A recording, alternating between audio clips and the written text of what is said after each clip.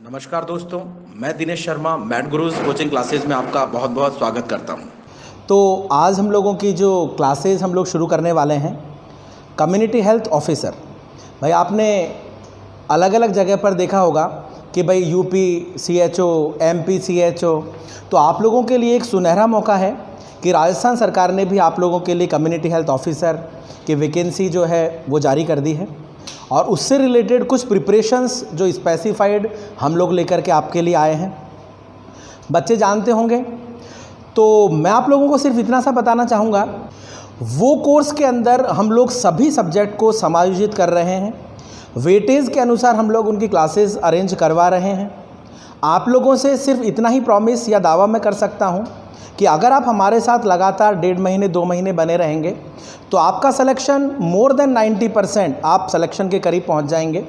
और ये बताने की ज़रूरत नहीं है कि हमने अब तक कितने हज़ारों बच्चे लगा दिए हैं। आप जो भी बच्चे हैं अपने सीनियर जहाँ भी लगे हैं, चाहे वो एम्स में, PGI में। मेरा नाम और मैथ गुरुज कोचिंग क्लासेस की जो टीम है उसका नाम आप पूछ सकते हैं। हम लोग कितने डेडिकेटेड हैं आप लोगों के लिए और हम लोग कितने तरीके से आप लोगों के लिए प्रयास कर रहे हैं। तो इसी कड़ी के अंतर्गत आज जो हम लोग बेटा शुरुआत करना चाहते हैं, फंडामेंटल रिलेटेड जो भी है स्पेसिफाइड पॉइंट्स है वो हम लोग पढ़ेंगे। टॉपिक्स हम लोग पढ़ेंगे, साइकेट्रिक्स हम लोग पढ़ेंगे, community health nursing, OBG, paediatrics, जिनका भी वेटेज है वो सारे हम आप लोगों को करवाएंगे। चाहे वो आपके मैथ्स हो, चाहे वो रीजनिंग हो, या कंपाइल को एक शॉर्ट के अंदर अगर जनरल नॉलेज जो GK वगैरह है वो भी हम लोग आप लोगों की करवाएंगे। मतलब आपका सिलेक्शन कराना हमारी जिम्मेदारी है। कैसे कराया जाए ये हमारा तरीका है, आप सिर्फ इसको फॉलो करते रहें। तो आज इस कड़ी में जो हम लोग शुरुआत कर रहे हैं फंडामेंटल के टॉपिक से बेटा मैं शुरुआत कर रहा हूँ। और आज हमारा जो मोस्ट फेवरेट टॉपिक जिसका वेटेज CHO में वैसे भी देखा गया है, वाइटल साइन। और आपको पता है आपका कि बेसिक जो काम है वो वाइटल साइन असेसमेंट ही होता है एज ए नर्स जब आप लोग काम करते हैं। तो आज जो हम लोग शुरुआत कर रहे हैं, सबसे पहले बेटा हम लोग बात करना चाहेंगे वाइटल साइन के बारे में। तो देखो बेटा, एक तो आप ये समझ लें वाइटल साइन जिन्हें हम लोग कार्डिनल साइन के नाम से भी जानते हैं। ये भाई वाइटल और कार्डिनल का क्या मतलब है, तो मैं आपको ये बता दूं कि जो हमारे वाइटल ऑर्गन्स हैं अगर उनमें स्लाइड थोड़ा बहुत भी परिवर्तन होता है, थोड़ा बहुत भी चेंजेस होता है, तो इनके द्वारा हमें पता चल जाता है और इसीलिए हम इन्हें वाइटल साइन के नाम से जानते हैं।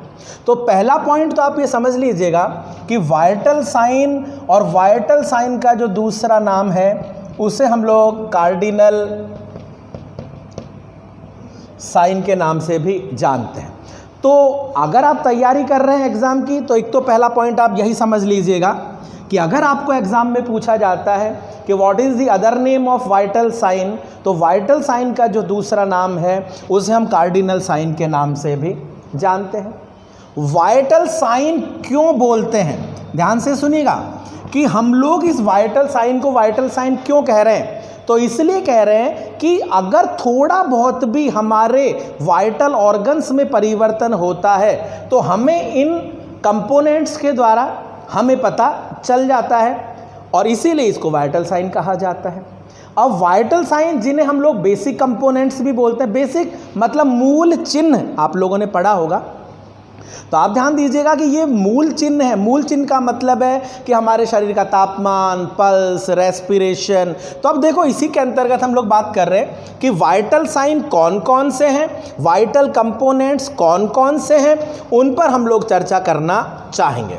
तो देखो सबसे पहले तो आपको यहाँ पर ये पता हो जाना चाहिए कि वाइटल जो बेटा आपके साइन बताए जा रहे हैं, ये वाइटल साइन या वाइटल कंपोनेंट्स कौन कौन से हैं। वाइटल साइन या कंपोनेंट्स की अगर हम बात करें तो आप लोगों ने सुना होगा temperature, pulse, respiration, blood pressure, pain. Generally तो आप इन्हीं के ऊपर फोकस करें क्योंकि हमारा जो मेन पॉइंट है वो मेन पॉइंट ये नहीं है कि हम लोग यहाँ पर डिटेल पढ़ते हुए भी हम लोग इन बातों पर फोकस करेंगे कि कम्युनिटी हेल्थ ऑफिसर किन चीज़ों के प्रति अवेयर रहना चाहिए, किस तरीके से आप कम्युनिटी में जाकर घर घर जाकर के, या अगर कोई पेशेंट आपके पास आता है तो किस तरीके से आप उसकी कह सकते हो कि स्थिति को मैनेज कर सकते हैं। तो यहाँ पर जो हम लोग बात कर रहे हैं, अब मैंने आपको बताया temperature, pulse, respiration, blood pressure और पेन। इनके अंतर्गत पहला पॉइंट तो मैं आपको, देखो हर चीज़ पर हम प्रश्न बना करके चलेंगे, क्योंकि अल्टीमेट बेटा आपको पता है एग्ज़ाम में जाकर आपको प्रश्न ही हल करने हैं। अब वो प्रश्न हल करने का तरीका क्या है, तो एक तो मैं आपको यहाँ पर बता दूँ कि अब आपने यहाँ पे कहा temperature, pulse, respiration, blood pressure और पेन। तो पहला प्रश्न आपके सामने लेकर के आता हूँ। पहला क्या दूसरा हो गया, पहले तो हमने बोला ही था, कार्डिनल साइन भी बोलते हैं। अब एग्जामिनर आपको यहाँ पर एक पॉइंट कह सकता है कि आप अगर किसी वयस्क पेशेंट में, एडल्ट पेशेंट में वाइटल साइन चेक कर रहे हैं तो उन वाइटल साइन को चेक करने का सही क्रम क्या होना चाहिए, या इंग्लिश में पूछेगा तो आपसे कह सकता है कि what is the correct sequence of vital sign assessment in adult client, या आपको ये भी कह सकता है arrange the sequence for vital sign assessment in adult kind. तो कहने का मतलब है आपको बात समझ में आनी चाहिए कि अगर कोई भी एडल्ट पेशेंट है और एडल्ट पेशेंट में अगर आपसे पूछा जा रहा है सीक्वेंस क्या होनी चाहिए, तो आपको वहां बताना है TPR, this is the correct sequence, ये सही क्रम है जिसके द्वारा हम पेशेंट में वाइटल साइन को चेक कर सकते हैं। कौन से मरीज में, एडल्ट में। अरे बात समझ में आ रही है क्या, तो ध्यान दो, आपने यहां बताना है कि वयस्क क्लाइंट में, वयस्क मतलब एडल्ट, अगर एडल्ट मरीज है तो सीक्वेंस का मतलब है सही क्रम, क्रम अनुसार आप उनको लगाएं, और क्रम अनुसार में आपको एग्जामिनर दे देगा TPR, एग्जामिनर आपको दे देगा RPT, मतलब किसी भी तरीके से आपको लिख सकता है, रेस्पिरेशन, पल्स, टेम्परेचर, तो आपको सही क्रम लिखाना है। तो मैं आपको बता दूं कि जो TPR है वो किस में आ रहा है, एडल्ट में। अब हम लोगों की हमेशा क्या आदत होती है, जब हम कंपटीशन की तैयारी करते हैं हम कहते हैं अरे यार ये वाला प्रश्न तो UP NHM या UP CHO में आया था, अब आप रट के आ गए। ऐसे काम नहीं चलता है बेटा। अगली बार एग्जामिनर ने एडल्ट ना लिख करके आपको यहां बोल दिया व्हाट इज द सीक्वेंस या सही क्रम वाइटल साइन असेसमेंट का बताओ एक न्यूबॉर्न चाइल्ड में, तो मैं आपको बता दूं कि यहां पर होगा रेस्पिरेशन, यहां पर होगा पल्स और यहां पर होगा टेम्परेचर, क्योंकि जो न्यूबॉर्न चाइल्ड होता है उस न्यूबॉर्न चाइल्ड में सबसे पहली प्राथमिकता रेस्पिरेशन को देते हैं जब हम वाइटल साइन चेक करते हैं। मैं यहां एपगर की बात नहीं कर रहा हूं भैया, एपगर में तो पल्स को देते हैं, लेकिन मैं वाइटल साइन की बात कर रहा हूं, और वाइटल साइन की अगर बात कर रहा हूं तो आप न्यूबॉर्न में रेस्पिरेशन, पल्स, टेम्परेचर बताएं और एडल्ट में TPR बताएं। तो आप एक चीज देखिएगा, प्रश्न तो हर लाइन पर ही बनता है, वो प्रश्न बनाना, निकालना और उसको सॉल्व करना ही आपको एग्जाम में आना चाहिए। तो हम लोग यहाँ बात कर रहे हैं वाइटल साइन रिलेटेड कंपोनेंट्स के बारे में। कंपोनेंट्स तो हमने बता दिए, वाइटल साइन जो आप चेक कर रहे हैं उनको चेक करने का क्रम, सही क्रम क्या है। आगे जैसे जैसे हम पढ़ते जाएंगे मैं आपसे बात करूंगा फ्रीक्वेंसी भी। फ्रीक्वेंसी का मतलब है कि शरीर का तापमान कितने कितने समय में चेक करोगे, पल्स कब कब चेक करोगे, अन्य वाइटल साइन कब कब चेक करेंगे, सर्जरी के बाद कब चेक करेंगे, वाइटल साइन में अगर कोई एबनॉर्मलिटी आती है तो सर्जरी के बाद कितने घंटे समय बाद एबनॉर्मलिटी होगी। बहुत से पॉइंट है जो इन्हीं के ऊपर हम लोग चर्चा करेंगे। तो यहाँ पर हम लोग बेसिक बात कर रहे हैं, तो एक तो आप ये बताएं, इसके अलावा आपको ध्यान होना चाहिए इस पेन के बारे में। भाई पेन और पेन के बारे में हम लोग सब जानते हैं, इसे हम लोग 5th वाइटल साइन के रूप में भी बोलते हैं। क्या बोलते हैं बेटा, 5th वाइटल साइन अगर पूछा जा रहा है तो हमेशा क्या बोलेंगे, पेन। अब फिर वही कहानी, हमने रट लिया कि 5th वाइटल साइन पेन होता है, 5th वाइटल साइन पेन होता है, लेकिन अगर एग्जामिनर ने पूछ लिया कि 5th वाइटल साइन कौन सा है, जब एक इमरजेंसी कंडीशन में, कैजुअल्टी में या इमरजेंसी वार्ड में एक मरीज आपके सामने आता है, वहां पर वो लिखेगा तो सारे पॉइंट वही। पॉइंट ध्यान से सुनते जाएं। हम लोग यहाँ बात कर रहे हैं वाइटल साइन क्या होते हैं, वाइटल कंपोनेंट्स क्या होते हैं, वाइटल साइन को चेक करने का क्रम या सीक्वेंस क्या है।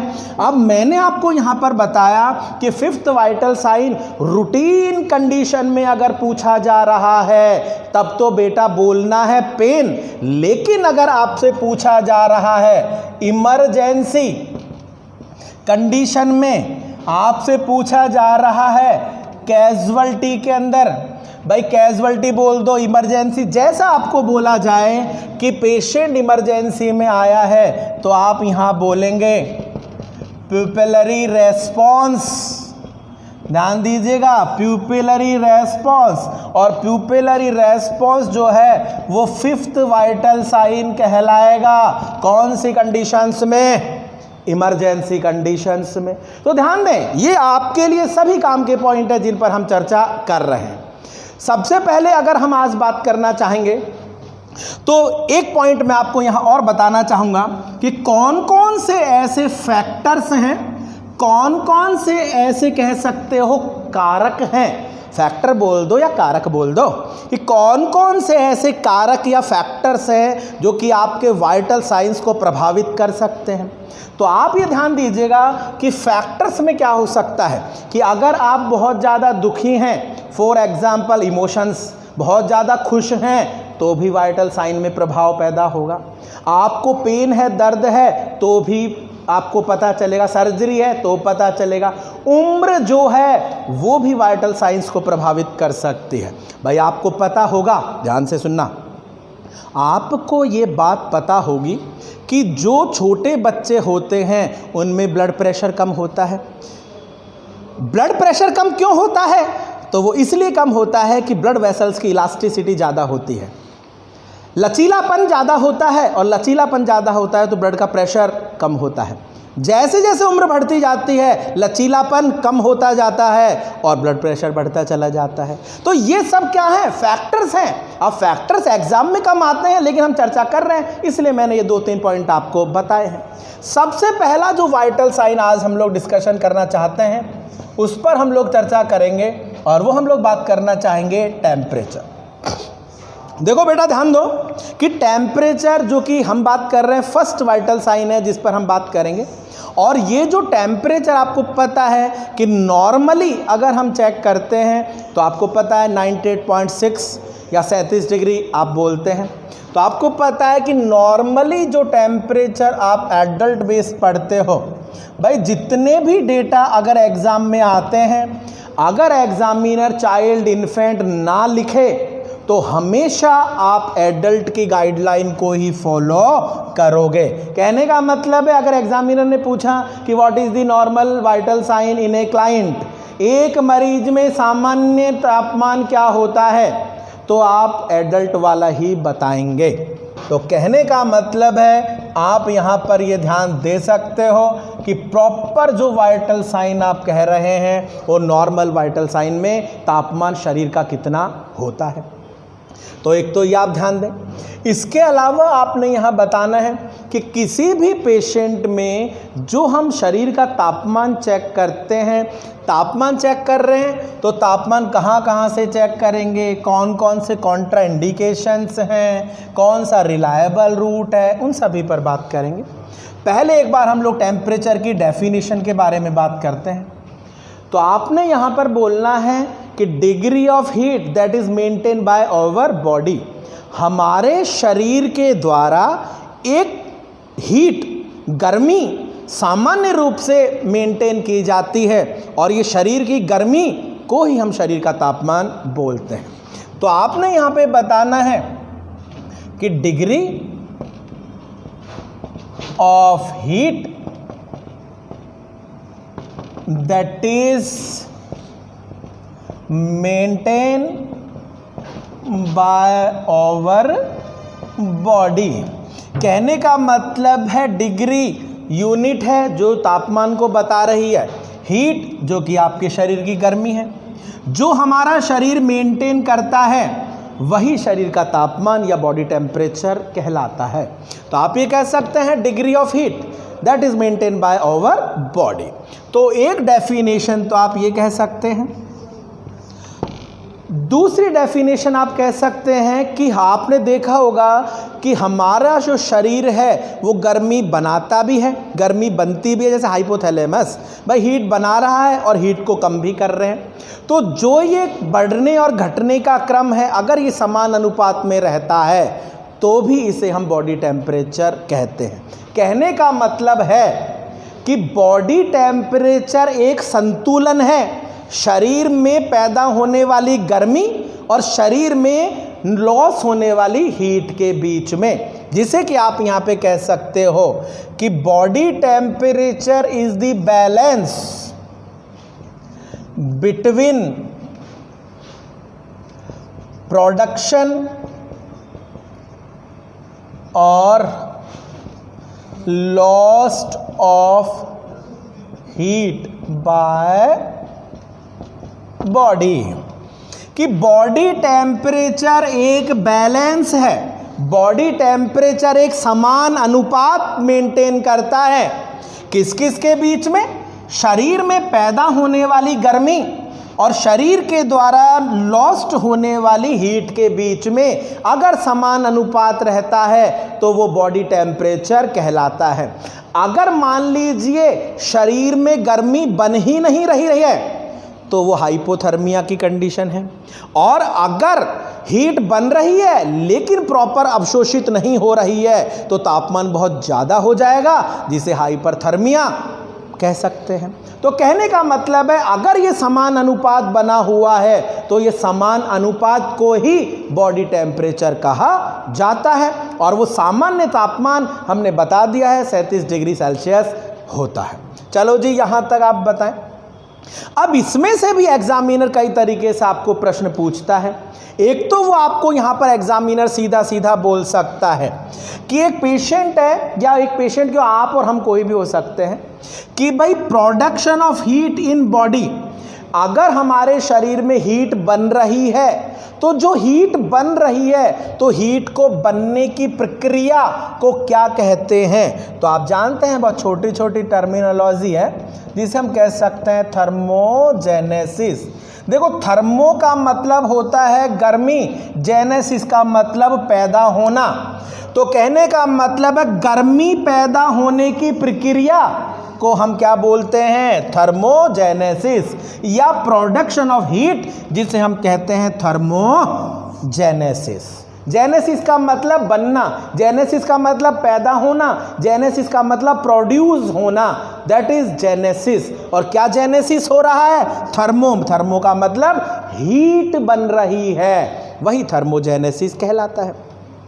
लॉस्ट, तो आप यहां पे कह सकते हो थर्मोलाइसिस। थर्मो का मतलब हीट, लाइसिस का मतलब लॉस। तो आपने यह बताना है कि हीट जो लॉस होगी वो थर्मोलाइसिस कहलाती है, और जो शरीर में हीट बनेगी वो थर्मोजेनेसिस कहलाती है बेटा। तो यहाँ आप बात को समझ लीजिएगा जिस पर हम चर्चा कर रहे हैं।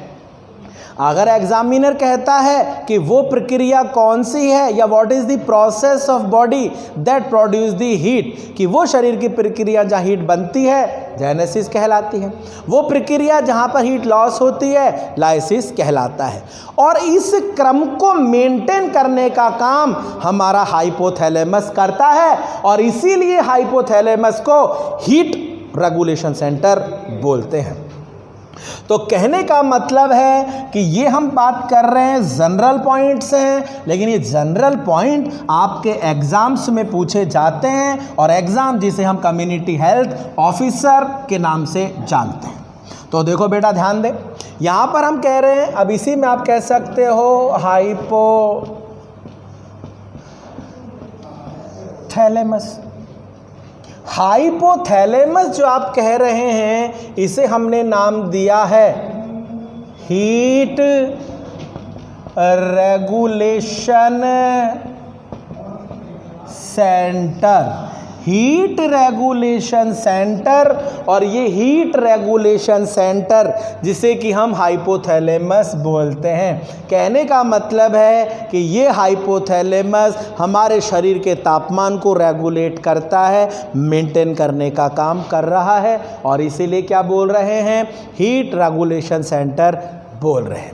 यहाँ आप ध्यान दें, अगर हम इसी को एग्ज़ाम्स CHO ना होकर कोई एम्स या और कहीं पढ़ते तो फिर एग्जामिनर और ज़्यादा आगे जा सकता है, लेकिन यहाँ हम 6 महीने, साल भर या 8 महीने की स्टडी नहीं कर रहे हैं। हम यहाँ चाहते हैं कि 2 महीने में आपको वो दे दिया जाए जिससे आपका सिलेक्शन पूरा हो पाए। तो वरना तो बहुत से पॉइंट है, आपको मान लो ये बोल दे कि हाइपोथैलेमस की कौन सी लोब है जो कि शरीर से तापमान को कम करती है, हाइपोथैलेमस की वो कौन सी लोब है जो कि शरीर के तापमान को बढ़ाती है। तो आप ये ध्यान दीजिएगा कि हाइपोथैलेमस एंटीरियर पोस्टीरियर लोब होती है। एक लोब जो होती है वो तापमान को कम करती है और एक लोब जो होती है वो तापमान को बढ़ाती है, जिसके अंतर्गत आपको पता है, आप अगर एग्जाम्पल पढ़ते हो तो आपको पता है अगर किसी भी पेशेंट को स्वेटिंग आ रहा है तो स्वेटिंग किस चीज़ का उदाहरण है? Sweat is example of heat loss. और आपने देखा होगा कि अगर किसी भी पेशेंट को, या हमको खुद को ही बोल लो, अगर किसी भी व्यक्ति को क्या होती है बेटा, शिवरिंग होती है, इसका मतलब आप कह सकते हो हीट बॉडी में क्या हो रही है, प्रोड्यूस हो रही है। अब ये जनरल पॉइंट है, लेकिन यहाँ से भी प्रश्न आते हैं। भाई हमने कहा हाइपोथैलेमस हीट रेगुलेशन करता है, तो आपको एग्जामिनर कह सकता है कि एक पेशेंट है या एक सामान्य व्यक्ति है जिसको कि गर्मी के मौसम के अंदर पसीना आ रहा है, तो बताओ ऐसी स्थिति में नर्स ने वहाँ क्या देखा, क्या ऑब्जर्व किया?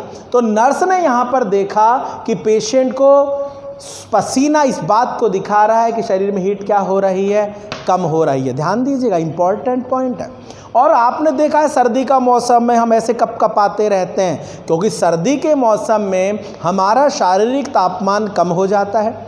ऐसी स्थिति में हाइपोथैलेमस एक्टिव होता है, वहाँ पर वैसो कंस्ट्रक्शन करेगा, हीट प्रोड्यूस होगी, और ऐसी स्थिति में हम क्या कर रहे हैं, वहाँ शिवरिंग कर रहे हैं। ये कॉमन से पॉइंट है। इसके अलावा एनवायरनमेंट भी इस रेगुलेशन के लिए रेस्पॉन्सिबल हो सकता है, तो ये पॉइंट आप ध्यान दें। इसके साथ साथ आगे आपने बताना है नेक्स्ट, और नेक्स्ट पॉइंट आप ध्यान दीजिएगा कि हमारे शरीर के तापमान में जो उतार चढ़ाव होता है वो सामान्यतया कितना हो सकता है एक दिन में। तो आप यहाँ पे बताइएगा normal variation of body temperature in a day.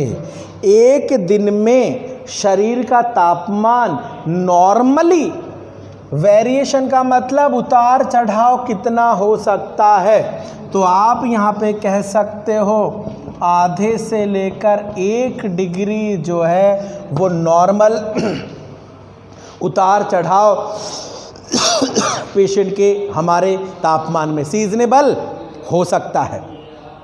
तो ये प्रश्न भी आपके लास्ट टाइम कई एग्ज़ामों में आया हुआ है, जैसे CHO, MP CHO, तो आप इसको भी बता सकते हैं। तो नॉर्मल वेरिएशन है जो आपने यहाँ बताना है शरीर के तापमान में। चलो जी साहब, यहाँ तक आपने बताया। आगे हम लोग बात करना चाहेंगे कि जो शरीर का तापमान है वो तापमान हम कहाँ कहाँ, कौन कौन से रूट और कौन कौन सी साइट से चेक कर सकते हैं। तो आपने यहाँ पर बताना है रूट, ये आप कह सकते हो site for check the body temperature, कि शरीर का तापमान जो हम लोग चेक कर रहे हैं वो शरीर का तापमान हम कहाँ कहाँ से चेक कर सकते हैं। बेटा ध्यान से सुनना कि शरीर का तापमान जो हम चेक करते हैं, मुंह से भी चेक करते हैं, एक्जिला से भी चेक करते हैं, शरीर का तापमान रेक्टम से भी चेक करते हैं, कान से भी चेक करते हैं, और भी बहुत सी साइट हैं जहां से आप शरीर का तापमान चेक कर सकते हैं।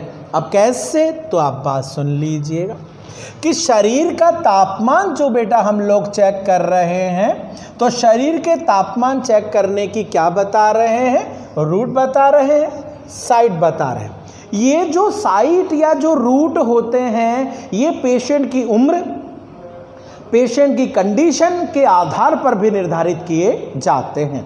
फॉर एग्जाम्पल कि मान लीजिए छोटा बच्चा है, मान लीजिए कोई एक्सीडेंटल पेशेंट है, कोई भी स्थिति हो सकती है, लेकिन हम एक बार जनरल बात पर आएंगे। तो देखो ध्यान से सुनना। सबसे पहले अगर हम बात करेंगे तो आप यहाँ ध्यान दें, रूट्स की बात कर रहे हैं, और रूट में अगर आप कहते हैं तो आप एक तो कह सकते हैं ओरली टेम्परेचर या मुंह के द्वारा तापमान लेते हैं। दूसरा आप कह सकते हैं एक्सिला या एक्सिलरी टेम्परेचर। तीसरा बेटा आप यहाँ कह सकते हो रेक्टम। इसके अलावा फिर आप और बहुत से पॉइंट कह सकते हैं, जैसे एयर, टिम्पैनिक, मेम्ब्रेन। अब यहाँ तक आपने बताया ये है। फिर अगर और स्टडी करो और डीप में जाओ तो फिर तो हमारे पास बहुत से हैं। वेजाइनल टेम्परेचर ले सकते हैं भाई, बहुत सी साइट है जो आप कह सकते हैं। ग्रोइन मतलब दोनों थाई का जो कह सकते हैं कि बीच की जो एरिया है वो आप ले सकते हो। फिर और भी हैं, जैसे जैसे आगे बढ़ूंगा मैं आप लोगों को बताऊंगा।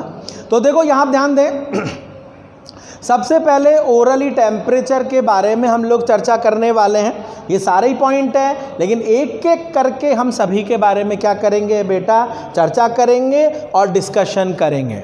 भाई ओरल टेम्परेचर, अब ओरल टेम्परेचर में पहले तो पॉइंट आपको पता हो कि आपसे किस प्रकार का प्रश्न है, किस प्रकार के पॉइंट्स हैं जो एग्जामिनर आपसे पूछ सकता है CHO के एग्जाम्स में। तो मैं आपको यहाँ पर 2-3 पॉइंट लिखूंगा, वो आप एक तो ध्यान दें। ओरली जो टेम्परेचर, कौन सा बोला सबसे पहले हमने, ओरल। भाई ओरल टेम्परेचर, तो ओरल टेम्परेचर की स्पेसिफाइड साइट कौन सी है? तो ओरल टेम्परेचर जो हम लोग ले रहे हैं वो हम सबलिंगुअली शरीर का तापमान चेक करते हैं, और ओरल में जीभ के नीचे सीधा सीधा मतलब बेटा आप ये समझ लीजिएगा कि साइट अगर बोली जाए तो आप कह सकते हो सबलिंगुअल, ये आप सीधा सीधा बोल सकते हो अंडर दी टंग। थर्मामीटर, अगर ओरल थर्मामीटर यूज कर रहे हो, ग्लास थर्मामीटर, आगे बताऊंगा थर्मामीटर कौन कौन से हैं, लेकिन पहले आपको यहाँ पता हो कि अगर ओरली तापमान ले रहे हैं तो जीभ के नीचे आप उस थर्मामीटर को रखेंगे, प्लेस करेंगे। पहला पॉइंट आप ध्यान दें। इसके अलावा दूसरा पॉइंट आपने यहाँ पर बताना है, ओरली जो टेम्परेचर हम लोग लेते हैं जनरली, अगर हम लोग यहाँ पर नॉर्मल तापमान ओरल रूट के द्वारा, नॉर्मल टेम्परेचर बाय माउथ अगर आपको कहा जाए तो आप 37 डिग्री या 98.6 डिग्री आप बोल सकते हो। इसके अलावा अगर हम ओरली टेम्परेचर ले रहे हैं तो ओरली टेम्परेचर कितनी देर में आ जाना चाहिए? तो ओरल टेम्परेचर अगर हम नॉर्मल जो ग्लास थर्मामीटर यूज़ करते हैं जिसमें आपके मरकरी आता है, अगर हम उसके द्वारा ओरल टेम्परेचर ले रहे हैं तो उसका रीडिंग टाइम, तो रीडिंग टाइम अगर आपसे कहा जाता है तो आप 2 मिनट, अधिकतम बोले तो 3 मिनट। तो ये सब पॉइंट है जो आपको CHO रिलेटेड एग्जाम्स में आते हैं। एग्जामिनर कह सकता है कि वो कौन सी साइट है जहाँ पर ओरल थर्मामीटर को रखा जाता है, सबलिंगुअल ना दे करके वो लिख देगा under the tongue, roof of the tongue, side of the tongue, between the cheeks and gums. कहने का मतलब है कि वो कुछ ना कुछ लिखेगा जरूर, तभी तो प्रश्न बनेगा, और उस प्रश्न में से ही करेक्ट आंसर को निकालना आपकी रेस्पॉन्सिबिलिटी है। और इसी तरीके से आप ध्यान दें, नॉर्मल टेम्परेचर जो आप मुंह के द्वारा लेंगे तो नॉर्मल इतना आना चाहिए, कम ज़्यादा होगा तो एबनॉर्मलिटी में हम लोग पढ़ लेंगे। जो सामान्य समय लगता है वो 2 से 3 मिनट का समय लगता है। और ये 2 से 3 मिनट का समय क्यों लग रहा है? तो आपको पता है कि यहाँ पर जो हम लोग ओरली टेम्परेचर हम लोग ले रहे हैं उसमें कुछ ना कुछ थोड़ा बहुत एनवायरमेंटल इंटरफेयर हो सकता है। चलो जी, यहाँ तक बताएं। अब ये जो बेटा ओरल टेम्परेचर आप ले रहे हैं, तो ओरल टेम्परेचर को लेने के एडवांटेज क्या हैं? कहने का सीधा सीधा तात्पर्य ये है, कहने का सीधा सीधा मतलब ये है कि अगर आप किसी भी पेशेंट में ओरल टेम्परेचर लेते हो तो ओरल टेम्परेचर लेने का सबसे बड़ा फ़ायदा क्या है? एडवांटेज का मतलब है फ़ायदा, क्या कारण है? तो आपने यहाँ बताना है ओरल टेम्परेचर लेने का सबसे बड़ा, क्या बोलना है बेटा? एडवांटेज। और ओरल टेम्परेचर लेने का जो एडवांटेज आपको मैं बताना चाहता हूं तो वो क्या है? तो सबसे पहला एडवांटेज है कि ये सुविधाजनक है। भाई आप देख लो, एक्सिलरी लोगे तो इधर हो उधर हो, फिर ये शायद कम कर, रेक्टल लोगे तो बोले ये। कहने का मतलब है कि आपको सबसे ज़्यादा अगर सुविधा है, इंजरी के चांसेस सबसे कम हैं, तो वो साइट कौन सी है? आपकी यही है। तो कहने का मतलब एक तो सबसे बड़ा फायदा यही है कि ये आप कह सकते हैं कन्वीनियंट। कन्वीनियंट को ध्यान से लिख लेना बेटा, इसको हम कहते हैं सुविधाजनक। ये आपके लिए सुविधाजनक होता है। और आपको पता है कि ज़्यादातर हम लोग लाइफ में जो भी काम करते हैं वो सुविधाओं के अनुसार करते हैं। हम परिश्रम करने के आदी नहीं हैं, लेकिन परिश्रम करो बेटा, सिलेक्शन तभी होगा एग्ज़ाम में।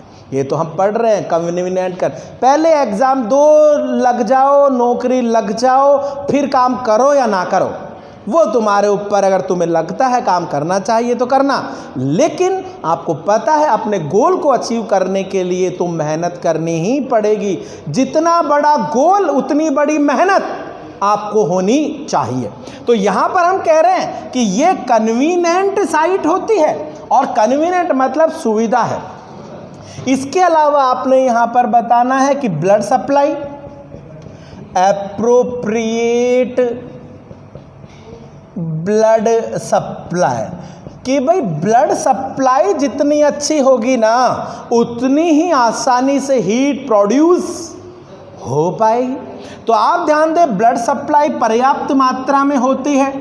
इसके अलावा आपको पता है प्राइवेसी, कहने का मतलब है कि आपको किसी भी प्रकार से पेशेंट को आइसोलेशन की ज़रूरत नहीं है, किसी भी प्रकार से पर्दा वर्दा लगाने की ज़रूरत नहीं है, प्राइवेसी देने की आवश्यकता नहीं है। तो आप यहाँ पर मेरे बेटा कह सकते हो नो नीड प्राइवेसी, प्राइवेसी की ज़रूरत नहीं है। इसके अलावा आप कह सकते हो पेशेंट कैन सेल्फ यूज़, कि यहाँ पर जो ओरल थर्मामीटर है उस ओरल थर्मामीटर को मरीज खुद भी अपने आप यूज़ कर सकता है। तो ये पॉइंट आप ध्यान दीजिएगा। हम बात कर रहे हैं एडवांटेज, हम बात कर रहे हैं फ़ायदे, तो ये आप बता सकते हैं। इसके अलावा आपने यहाँ पर बताना है कि पेशेंट जो है उसको इन्फेक्शन की रिस्क भी यहाँ पर कम होती है। तो कहने का मतलब है बहुत से ऐसे फ़ायदे हैं, बहुत से एडवांटेज हैं जो आप यहाँ बता सकते हैं। अब अगर एग्जामिनर आपको प्रश्न पूछता है तो यहाँ से एक प्रश्न बनता है कि what is the convenient site. ये आप ध्यान दीजिएगा, जो प्रश्न यहाँ पूछेगा वो यही है। एग्जामिनर आपको पूछेगा कि शारीरिक तापमान चेक करने का सबसे सुविधाजनक रूट कौन सा है। तो सबसे सुविधाजनक, सबसे कन्वीनिएंट, सबसे आरामदायक, लेस ब्लीडिंग के चांसेस, नॉन इन्वेजिव, जहाँ ब्लीडिंग होने की चांसेस कम होते हैं, ऐसे रूट को हम लोग ओरल रूट के नाम से जानते हैं। तो ये आप बताइएगा, ये स्पेसिफाइड पॉइंट है जो हम लोगों ने यहाँ बताया है, ये आप बताएं। इसके अलावा आपने आगे बताना है कि अगर हम किसी भी व्यक्ति को ओरल टेम्परेचर ले रहे हैं तो किस आधार पर उस साइट को अवॉइड करेंगे। कहने का मतलब है कॉन्ट्रा इंडिकेशंस, निषेध। सीधा सीधा मतलब बेटा आपको पता होगा कि भाई हम यहाँ बोलते हैं निषेध, मतलब कॉन्ट्रा इंडिकेशंस, कि आप ओरली टेम्परेचर किस स्थिति में नहीं लेंगे। तो एग्जामिनर जो प्रश्न आपको देगा CHO के एग्जाम में, वहाँ पर आपको एग्जामिनर ये कह सकता है कि एक पेशेंट है जिसको कि हम लोग तापमान ले रहे हैं, तो निम्नलिखित में से किस स्थिति में आप शरीर का तापमान मुंह से नहीं लेंगे। तो कहने का मतलब कॉन्ट्रा इंडिकेशंस, और कॉन्ट्रा इंडिकेशन में सबसे पहला पॉइंट तो आप ध्यान दे लीजिएगा कि अगर पेशेंट अचेतन मुद्रा में है, मतलब अनकॉन्शियस है, तो हम लोग ओरली टेम्परेचर नहीं लेते हैं। तो एक तो बेटा आप कह सकते हो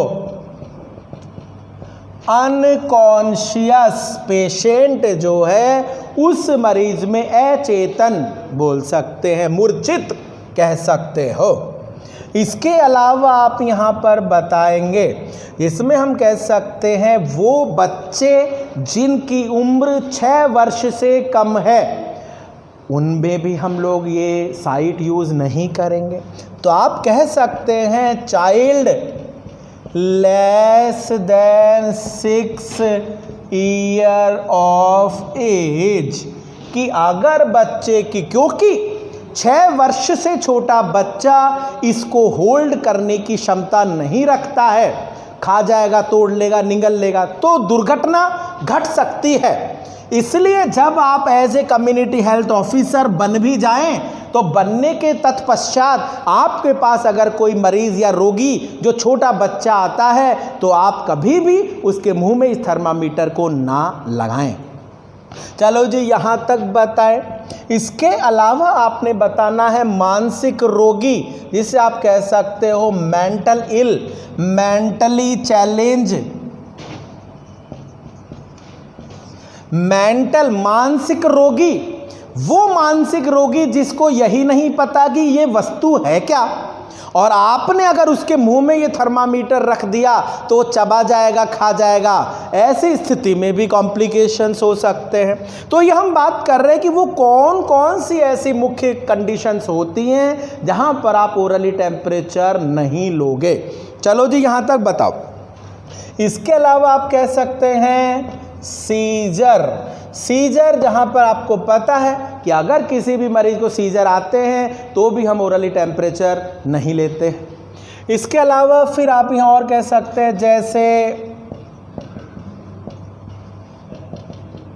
बेटा इसको तो अंडरलाइन कर ही लो, क्या पता तुम्हारे इसी एग्जाम में ये प्रश्न आ जावे। तो देखो, ध्यान दो, एग्जामिनर आपको कह सकता है कि डिहाइड्रेटेड पेशेंट, डिहाइड्रेशन वाले मरीज में कौन सी साइट यूज करेंगे। तो यहाँ कॉन्ट्राइंडिकेशन है, सीधा सा मतलब है कि ओरली टेम्परेचर नहीं लेना है, क्योंकि मुंह के अंदर ड्राइनेस आ जाती है, वाइट कोटेड टंग, सफ़ेद जीभ हो जाती है, रक्त की सप्लाई कम हो जाती है। ऐसी स्थिति में इन्फेक्शन के चांसेस भी बनते हैं, और हम डिहाइड्रेशन वाले मरीज में ओरली टेम्परेचर नहीं लेंगे। अंडरलाइन कर लेना, बहुत बहुत महत्वपूर्ण प्रश्न है। चलो जी, यहाँ तक बताओ बेटा। इसके अलावा आपने बताना है ऑक्सीजन इनहालेशन बाय मास्क। स्पेसिफाइड बोल रहे हैं कि भाई वैसे तो ऑक्सीजन इनहेलेशन में लेना ही नहीं है, ऑक्सीजन इनहेलेशन करते समय ओरल टेम्परेचर लेना ही नहीं है, क्योंकि आपको पता है ऑक्सीजन अगर इनहेलेशन करते हैं तो उस व्यक्ति की बेसल मेटाबॉलिक रेट, उपापचय क्षमता बढ़ती है, तापमान बढ़ेगा और ऐसी स्थिति में यहाँ हीट आएगी। तो ऐसी स्थिति में हमें रिलायबल साइट चाहिए, और ये साइट रिलायबल तो नहीं है। तो यहाँ तक ध्यान दें, इसलिए ऑक्सीजन अगर इनहेलेशन है, इसको भी अंडरलाइन कर लेना बेटा, इंपॉर्टेंट प्रश्न है जो आपके एग्जाम में पूछा जा सकता है। चलो जी, यहाँ तक आप बताएं। इसके अलावा मैं आपको यहाँ पर बता दूं कि अगर ओरली टेम्परेचर की बात कर रहे हैं, हम कह रहे हैं oxygen inhalation, dehydration, unconscious patient, coma का पेशेंट हो सकता है, ओरल सर्जरी, आप बहुत से पॉइंट है जो यहाँ बोल सकते हो कि ऐसी स्थिति में हम लोग जो हैं ओरली टेम्परेचर नहीं लेंगे। आप यहाँ पर कह सकते हैं when patient unable to hold oral thermometer, कि अगर मरीज ओरल थर्मामीटर को होल्ड ही नहीं कर पा रहा है तो भी हम लोग नहीं लेंगे। इसके अलावा आपको पता है ओल्ड एज में भी ऐसी स्थिति आ सकती है। तो कहने का सीधा सीधा तात्पर्य यही है कि अगर ऐसी स्थिति हो कि जहां मरीज थर्मामीटर को मुंह में नहीं लगा सकता, प्रॉपर होल्ड नहीं कर सकता, अगर लगाने पर कोई उसके दुष्परिणाम आते हैं तो ओरली टेम्परेचर आप मरीज को ना लें। मेरे प्यारे ऑफिसर्स, ध्यान से आप इस बात को सुनते रहें। चलो जी साहब, यहाँ तक बेटा आपने ये बात बता दी है। आगे हम लोग बात करना चाहते हैं नेक्स्ट। अगर आप किसी भी व्यक्ति को ओरली टेम्परेचर ले रहे हैं तो आपने यहाँ पर कुछ मुख्य बिंदुओं पर ध्यान देना है, जिसे आप यहाँ पे कह सकते हैं प्रिकॉशंस। प्रिकॉशंस का मतलब है सावधानी, और सावधानी तो भैया सबसे ज़्यादा ज़रूरी है कोई भी काम करते समय। अब यहाँ पर सावधानी क्या है, तो ये सावधानी सुन लेना मेरे बेटा। एग्जामिनर आपको यहाँ पर कहेगा कि एक पेशेंट है और उस पेशेंट में नर्स किस बात का ध्यान रखेगी, या वो ये भी कह सकता है कि निम्नलिखित में से कौन सा कथन या कौन सा स्टेटमेंट या कौन सा पॉइंट या कौन सा वाक्य सही है या सही नहीं है। तो यहाँ आप ध्यान दें, अगर किसी भी पेशेंट ने खाना खाया है, एक्सरसाइज करके आया है, नहा करके आया है, कुछ चबा रहा है, तंबाकू चबा रहा है, तो उस व्यक्ति का तापमान कम से कम 15 मिनट तक ना लें। तो आपने यहाँ पे बताना है होल्ड, या आप कह सकते हो delay the temperature for 15 minute. कर लेना अंडरलाइन, बहुत इंपॉर्टेंट है। If patient have tobacco, swinging, eating, exercise, मतलब कोई भी अगर ऐसा है तो आप उस तापमान को कितनी देर डिले कर दोगे बेटा? 15 मिनट आप डिले कर सकते हो। तो ये स्पेसिफाइड पॉइंट है जो आपने ध्यान देने हैं।